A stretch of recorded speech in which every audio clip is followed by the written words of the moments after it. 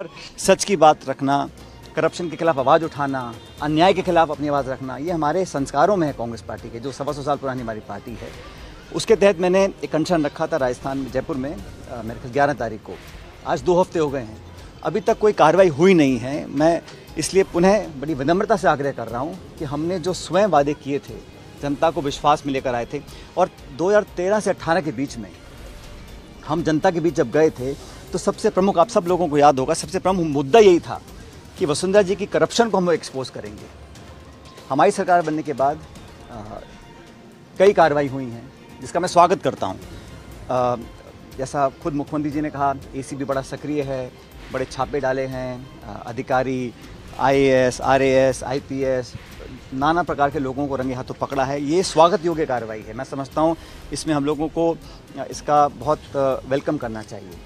लेकिन हम लोग जब सत्ता में आए थे, 5 साल विपक्ष में रहे, तो हमने ये कभी नहीं कहा था कि हम कार्रवाई कर पटवारियों को पकड़ेंगे, अधिकारियों को पकड़ेंगे, इसलिए हमें वोट दीजिए। हमने कहा था कि हम वसुंधरा जी के जो कार्यकाल में जो करप्शन हुआ है उस पर कार्रवाई करेंगे। इस बात को सुनकर जनता ने हमको वोट दिया था, तो वो करना बहुत ज़रूरी है। मैं समझता हूँ पहले कहा गया था कि कोई नेता, कोई अधिकारी पेपर लीक में सम्मिलित नहीं है।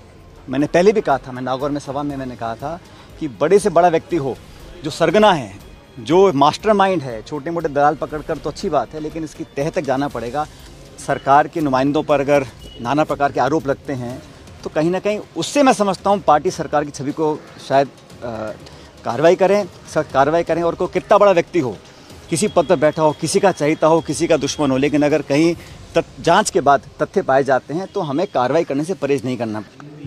पायलट साहब, आज आपने शिव जी की पूजा की है, त्रिनेत्र नहीं खुले, इसके लिए क्या चाहिए? देखिए, अभी कर्नाटक में चुनाव हैं और प्रचार चालू हो चुका है। अब तक का जो फीडबैक आया है उसमें स्पष्ट है कि कांग्रेस पार्टी पूरे बहुमत के साथ वहाँ पर सरकार बनाएगी। और मुझे लगता है कि जो वर्तमान सरकार है कर्नाटक में भाजपा की, वो उसकी जनता में साख गिर चुकी है और अपने कारनामों से, अपने कार्यकाल में जनता का विश्वास वो सरकार खो चुकी है। इसलिए प्रचंड बहुमत के साथ कांग्रेस पार्टी की सरकार वहाँ बनने जा रही है। और वहाँ सबसे बड़ा मुद्दा जो है करप्शन का है। वहाँ के मुख्यमंत्री, वहाँ की भाजपा सरकार पूरी तरह भ्रष्टाचार में लिप्त है, कि जनता मान चुकी है। और हमारा जो प्रचार भी रहा वो उस बात पर केंद्रित रहा कि हम करप्शन को ख़त्म करेंगे, एक स्वच्छ और एक पारदर्शी सरकार देंगे। उस प्रचार को जनता ने लगे हाथों स्वीकार किया है। इसलिए मैं पूरे विश्वास के साथ बोल सकता हूं कि कर्नाटक के अंदर हमारी पूर्ण बहुमत के साथ एक प्रचंड सरकार बनेगी। और भाजपा का जो करप्शन रहा कर्नाटक में, उसको पूरी तरह एक्सपोज करने के बाद हम लोग वहाँ का जनता का विश्वास हासिल करेंगे, ऐसा मेरा मानना है।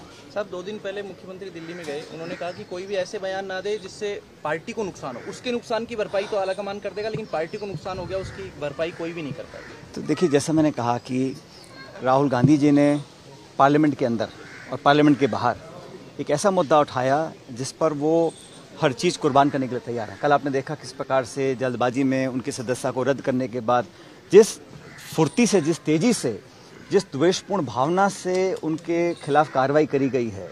उनका मकान कल खाली करवा लिया गया। और जो ये कार्रवाई हुई है, ये राहुल जी ने जो मुद्दा उठाया है, चाहे वो अदानी जी को लेकर हो, चाहे वो मोदी जी को लेकर हो, चाहे वो कोई भी हो, भाजपा के शासन के अंदर जो भ्रष्टाचार हुआ और जो हो रहा है केंद्र में, उसके खिलाफ अपनी आवाज़ बुलंद करी।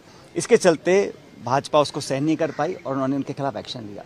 और मैं समझता हूं कि हम सब लोग अगर भाजपा की करप्शन की बात करते हैं, या मैं राजस्थान में वसुंधरा जी की सरकार में जो करप्शन के मामले उठे, जिसको हमने सामूहिक रूप से उठाया था, उन मुद्दों को उठाते हैं और कहते हैं कि उस पर कार्रवाई होनी चाहिए, मैं तो समझता हूँ ये पार्टी के हित की बात है।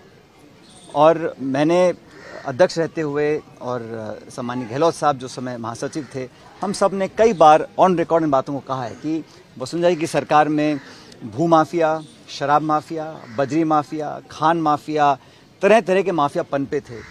और आज अगर कोई कह दे कि कोर्ट कचहरी का बहाना लेकर उन वादों को पूरा नहीं करे, हमने मांग करी थी सीबीआई की जांच की।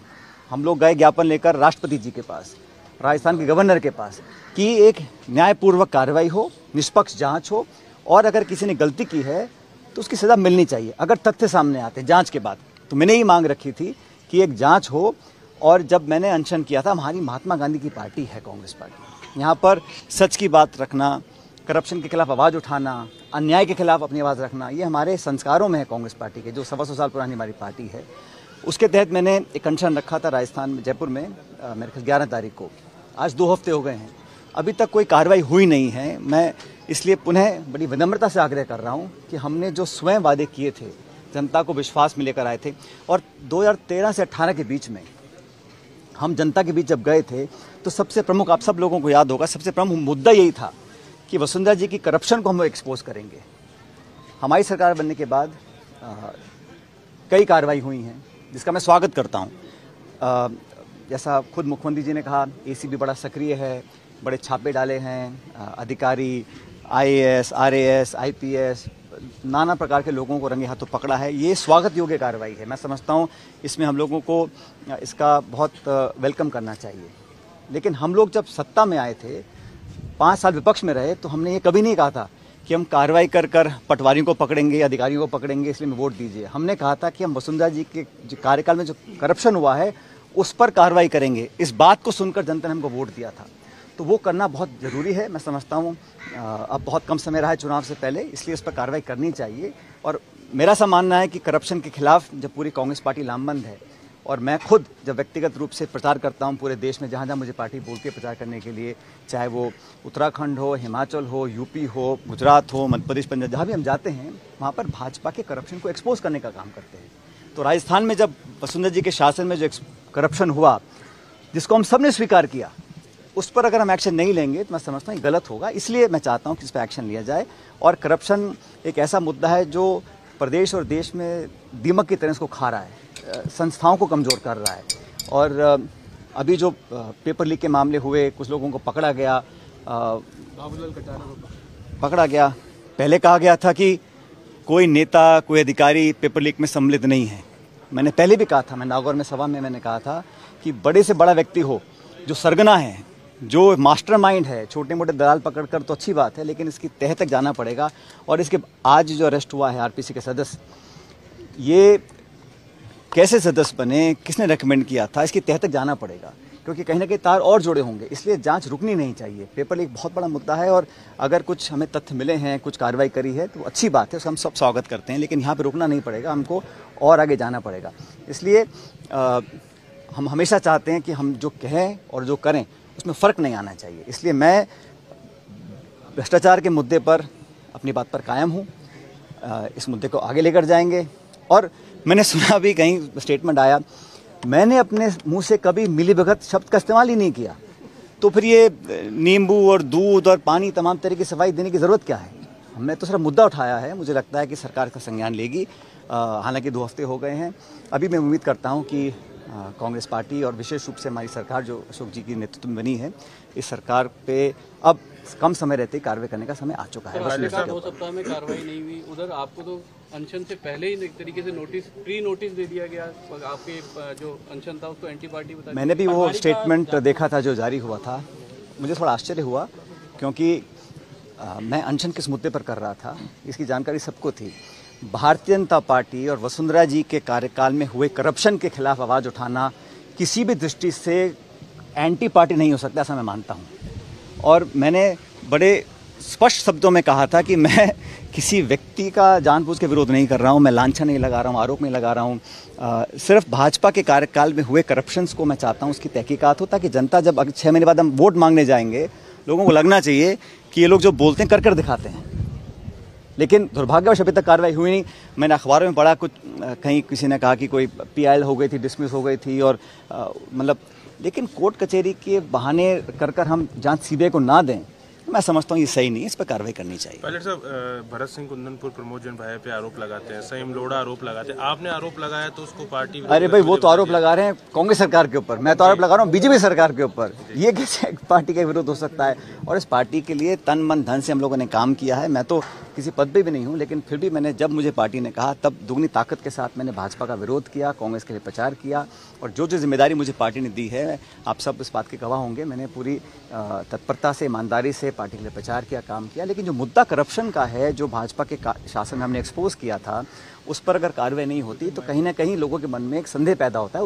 उसे हमें खत्म करना पड़ेगा। पर जब आपके जो समर्थक हैं, कुछ विधायक हैं, वो ये कह रहे हैं कि पावरलेस है मंत्री, पावर शेयरिंग नहीं है सरकार में। ऐसे देखिए, ये हमारे जो प्रभारी रंधावा साहब बहुत संजीदा व्यक्ति हैं, बहुत सुलझे हुए व्यक्ति हैं, समझदार हैं, अनुभवी हैं। मैं समझता हूँ वो जब बाकी सब रिपोर्ट दे रहे हैं तो ये रिपोर्ट उनको बनानी चाहिए कि जो हमारे मंत्री महोदय हैं या विधायक हैं और सरकार के नुमाइंदों पर अगर नाना प्रकार के आरोप लगते हैं तो कहीं ना कहीं उससे मैं समझता हूँ पार्टी सरकार की छवि को शायद ठेस पहुँच सकती है।